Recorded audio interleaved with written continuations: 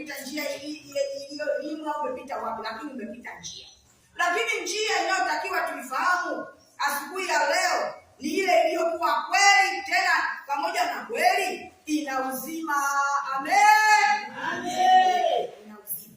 Tuwe na amani. Ili tuione ile njia yenye ukweli na uzima kwetu. Inatufanyia nini? Inatuelekeza nini?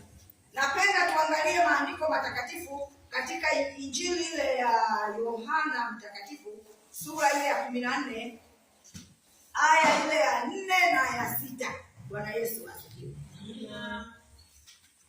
Maandiko matakatifu yanatuambia hivi: nami niendako mwaijua njia. Tomaso akamwambia, Bwana, sisi hatujui uendako, nasi twaijuaje njia? Yesu akamwambia, mimi ndimi njia na kweli na uzima. Mtu haji kwa Baba ila kwa njia ya nani? Kwa njia ya mimi. Sisi tumepaelewa vizuri?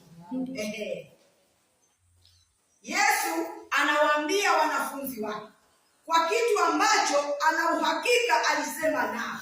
Huwezi ukamkupukia mtu kama kitu kile hujasema naye. Akaongea kitu ambacho alijua wanacho, tena wana uzoefu nacho.